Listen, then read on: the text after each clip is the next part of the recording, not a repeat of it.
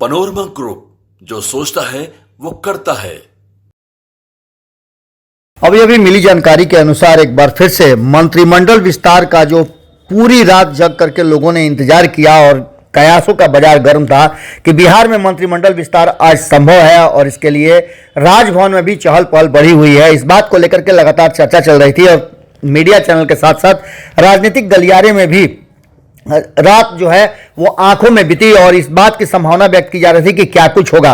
Bharat live ने आपको बताया था कि मंत्रिमंडल विस्तार में अभी पेच पूरी तरह से सुलझा नहीं है, क्योंकि भारतीय जनता पार्टी वाला लिस्ट अभी तक सामने नहीं आया है, संभावितों की भी चर्चा नहीं हो रही है। इसका मतलब है कि भारतीय जनता पार्टी अभी भी वेट एंड वॉच की स्थिति में है और जब तक सब कुछ क्लियर नहीं हो जाता है तब तक भारतीय जनता पार्टी अपना लिस्ट सार्वजनिक नहीं करेगी। इन सारी बातों को लेकर के हमने आपको बताया था कि मंत्रिमंडल विस्तार से पहले सीट शेयरिंग के समझौते पर दिल्ली में अंतिम दौर की बातचीत लगभग समाप्त हो चुकी है।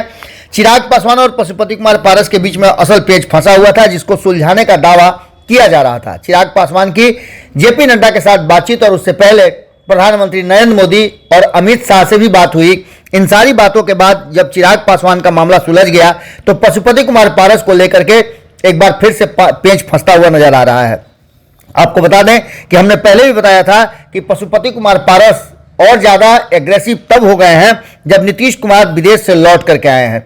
आपको बता दें कि एक बार फिर से यह सब कुछ तय माना जा रहा था कि प्रिंस राज को बिहार में मंत्री पद दिया जाएगा और पशुपति कुमार पारस के लिए कोई अलग से वैकल्पिक व्यवस्था की जाएगी जिससे वो एनडीए का हिस्सा बने रहें। लेकिन अब जो हमारे पास सूचनाएं आ रही हैं उसके अनुसार जो सूत्र बता रहे हैं कि लंबी वार्ता के बाद भी मंत्रिमंडल विस्तार को लेकर बुधवार को काफी गहमागहमी रही, बैठकों का दौर भी जारी रहा। एक तरफ दिल्ली में जहां बैठकें चल रही थी वहां संभावित मंत्रियों की सूची को लेकर के, उनके नामों की चर्चा को लेकर के मुख्यमंत्री नीतीश कुमार अपने आवास एक अन्य मार्ग पर घटक दलों के साथ बैठक भी कर रहे थे। इस बीच उप मुख्यमंत्री सह प्रदेश भाजपा के अध्यक्ष सम्राट चौधरी और विजय कुमार सिन्हा भी शामिल हुए। लगभग 1 घंटे से अधिक चली बातचीत के बाद इस बैठक में मंत्रियों के नामों पर चर्चा हुई। बैठक में यह तय हुआ कि जदयू कोटे से 6 से 8 और भाजपा कोटे से 10 से 12 विधायक और विधान पार्षद के सदस्य मंत्री बनाए जाएंगे। संभावित मंत्रियों को लेकर के जदयू ने अपनी सूची सामने रख दी, लेकिन भारतीय जनता पार्टी कोटे के संभावित मंत्रियों के नाम अभी तक तय नहीं हो पाए थे। इसके पीछे का कारण था कि देर रात नीतीश कुमार के पास यह सूचना मिली, शायद जो जानकारी हमें प्राप्त हो रही है कि पशुपति कुमार पारस ने इस बात से इनकार कर दिया है कि वो बिहार में हो रहे कैबिनेट एक्सपेंशन में अपने दल से किसी को शामिल करेंगे।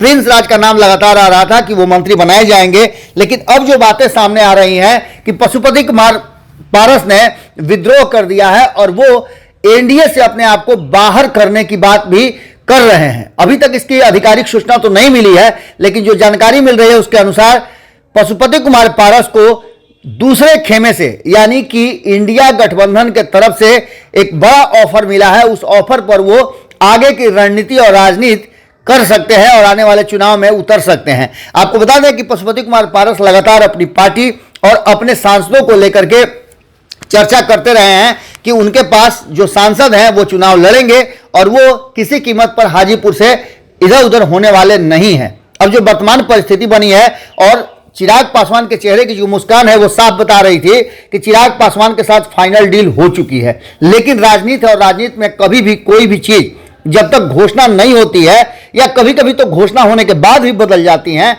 कहीं ऐसा ना हो कि एनडीए में चल रहे चाचा भतीजा के घमासान में भारतीय जनता पार्टी एक बार फिर से पिछड़ जाए और नीतीश कुमार आगे निकल जाए। हालांकि ये कहा जा रहा है कि मंत्रिमंडल विस्तार का विशेषाधिकार नीतीश कुमार यानी मुख्यमंत्री का होता है और इसको लेकर के जो चर्चाएं चल रही थी उसके बाद पशुपति कुमार पारस वाले मुद्दे पर आकर के फिर से बात अटक गई है।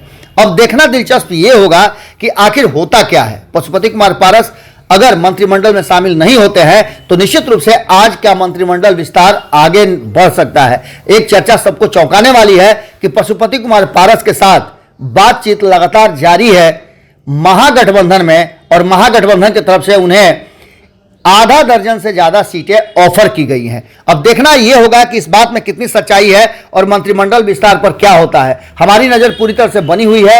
हमारे खोजी जो निगाहें हैं वो लगातार विभिन्न राजनीतिक दल के नेताओं से बातचीत कर हकीकत और होने वाले आगे के फैसलों पर पता लगाने की कोशिश करती है। जैसे ही कुछ जानकारी मिलती है हम आपसे फिर बात करते हैं। बहुत बहुत धन्यवाद। पनोरमा ग्रुप, जो सोचता है वो करता है।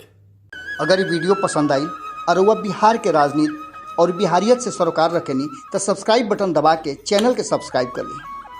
ओजे एगो घंटी बा, ओकरा बटन दबा देला से कुल सटीक और मारक खबर रुआ मुफ्त में मिल जाई। अगर रुआ पत्रकारिता के हमनी के नया प्रयोग में सहयोग कर चाहतानी तो ज्वाइन बटन दबा दी। पेटीएम नंबर नोट कर ली 9386816700। धन्यवाद।